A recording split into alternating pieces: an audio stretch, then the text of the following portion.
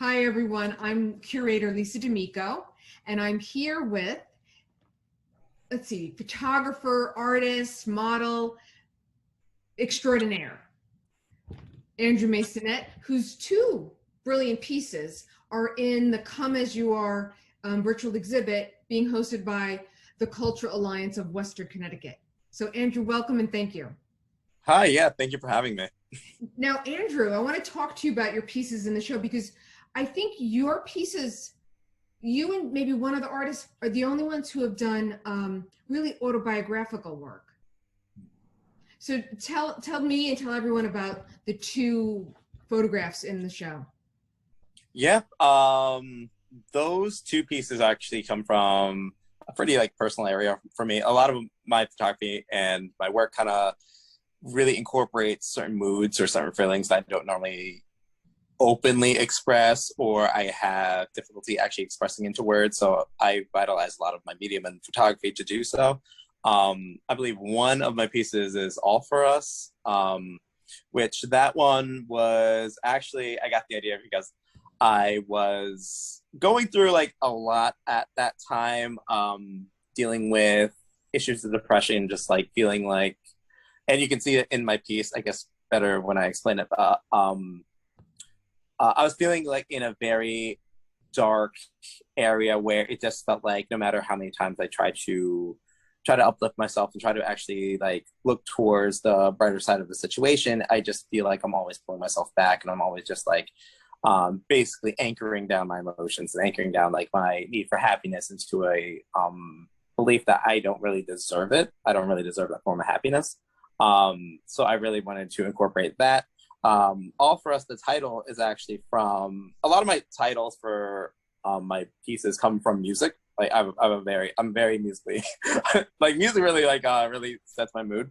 And that's just a song that really kind of I leaned a lot into and related to. It's also the theme from Euphoria, that show, the one where everyone's just they're doing the drugs.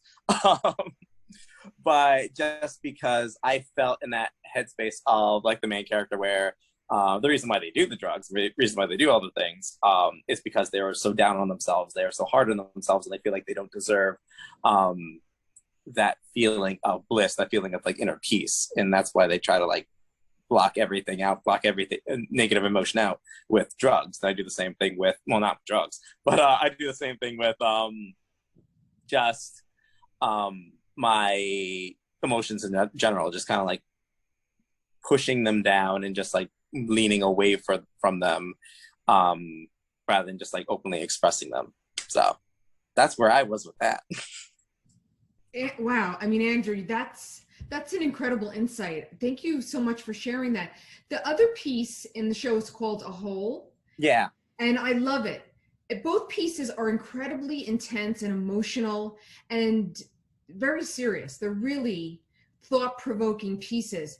But when I looked at A Hole and then I saw what you wrote, it really got to me, because you wrote finding a part of yourself even when it feels like a part of you is still missing. Yeah.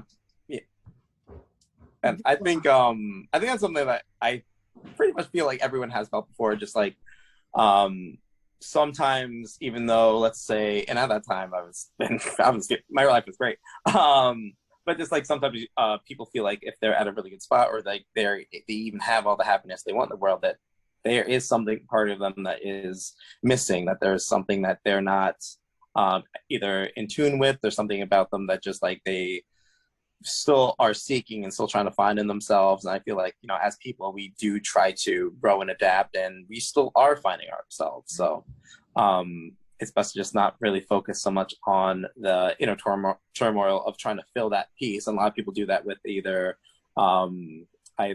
finding external methods relationships, thinking that would fix them, or rushing into commitments, or just trying to block out that feeling of emptiness with substance abuse, or just sexual encounters, because in the gay community I have seen a lot of that. But a lot of people don't really stop and just kind of think about just why they feel that emptiness. And that's something that piece kind of helped me with. Unbelievable. You've just from these two photos, you've created such an intense, meaningful spiritual narrative. The visuals are just exceptional. And I hope everybody listening will please go to cawct.org to see your work. Also, click on the link there so you can follow Andrew and delve more into his body of work, because it will stay with you, it will change you, it will enhance you. Oh, thanks so much. No, really, thank you so much.